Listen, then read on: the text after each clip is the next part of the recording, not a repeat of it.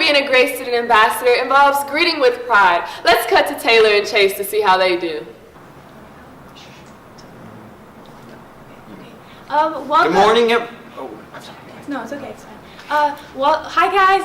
Welcome to UT. We're going to be your tour guides today. If you are in the back corner over there or like this area over here, you guys are going to be on my tour today. Maybe like the second chair on this row and maybe The back one's over there. back one over there. Okay. Y'all can be in my group if you want. I hope that's okay. Okay, so that was not the way to do it. What you want to do is you want to make eye contact, greet everyone with a smile, and then be confident and be yourself. Let's take that again. All right, everybody, welcome to the University of Texas. We are going to be your tour guides today. If you are sitting on the left side of the room, I'm going to be leading your tour today, and my name is Taylor. If you are on the right side of the room, you'll be in my group today, and my name is Chase. That was great, guys. Other places where you can greet with pride are the front door, lanyards, on the phone, calling people into the presentation room. Brianna McBride does this very well. And finally, in the presentation room. A second aspect of being a guide is understanding and anticipating the needs and wants of guests, coworkers, and full-time staff. A great example of this is Renee and Megan. Let's cut to David and Bodie downstairs to show us an example of this. Hi, welcome to University. LOWE, I'm here for the 9 o'clock tour and I am very late. The traffic outside was absolutely terrible and that's clearly all your fault. I'll need to use the bathroom and speak to admissions counsel about the business honors program. Where's the valet outside? So what you probably want to do right now is... Oh my god, dude, you're literally coming in here in your stupid ass ugly plaid shirt telling me what to do. Like, I f***ing care. I literally do not care. Like, I don't care that you will. But as a guide, you have to understand your guest needs. This is what you have to do instead. Absolutely, yes sir, Mr. Lowe. I certainly understand that you've had a very hectic day already, but hopefully we can make that better for you. I certainly understand the traffic here in Austin's a bit busy at times, but Austin's a very fun city. And while we don't have valet, we do have validated parking in the San Antonio garage, so if you did park there, I could validate that ticket for you. In addition to that, we have a bathroom right here downstairs, as well as some upstairs.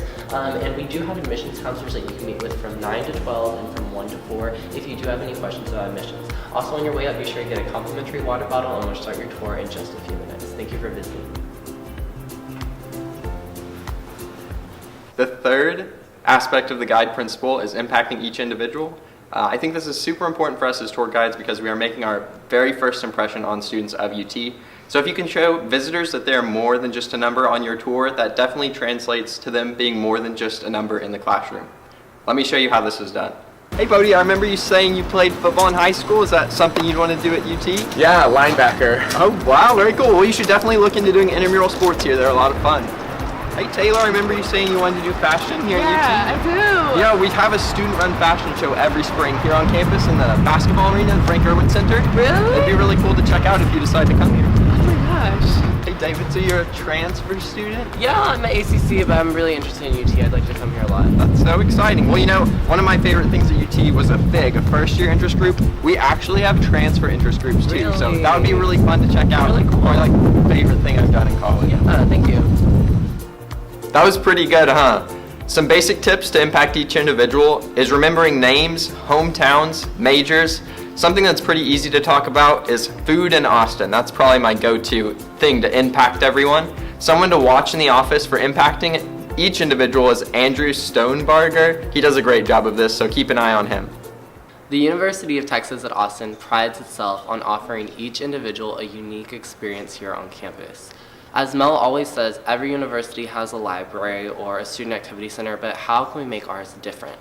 Two guides who do a really great job of daring to be different are Gary and Gio. So if you want to play the piano and gesture or twirl on them haters like Gary and Gio, don't be afraid to step outside of your comfort zone and offer a different experience to your guests. Okay, Chase, I know you're new here and everything, so let me tell you about the Guides of Texas. They're UT royalty. On the left, that's Taylor C. She was in the Crucible. On the right, Taylor A. She was hired as a freshman. And in the middle, well, that's David Reen. He's a witch! I heard Daniel L. had a tour full of business majors, so he took them to McCombs. I heard Jackie B had guests from Germany, so she gave an entire tour in Germany. I heard Will has a YouTube channel of him singing, so he sings his entire tour. I heard Sunny's biking to Alaska, so she takes her whole tour group on a bike tour. I heard that Kadeem has a handshake with every ambassador. Well, almost every ambassador. I want ours to be. All of you in this office are so unique and always have something different to bring to the table. So always remember to speak your truth and don't let anyone dull your shine, because your story is important and it should be shared with guests. The final aspect of the customer service principle is E, exceed expectations. Here in the UT Visitor Center, we have a million opportunities to go the extra mile, whether that be on tour, in a staff meeting, at the desk with Mel and Patrick, anything like that. There are so many ways that you can go above and beyond. Here are a few examples. Whenever we're in a staff meeting, let's make the most of it. So let's not be on our phones or talking to our neighbor, especially when we have guests in the room. I think we all know how it feels whenever we're talking to a group and we don't have engaged listeners. So just sit up straight, listen, and have a good time. You don't need these.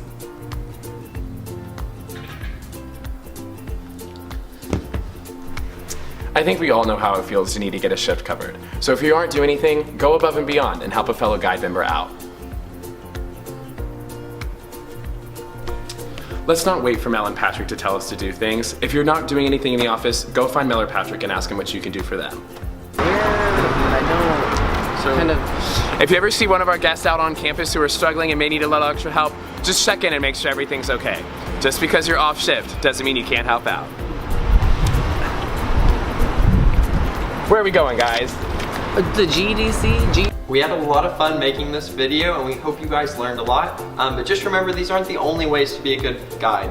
We all bring something unique to this position, and that's something that we should share with others and listen to from others.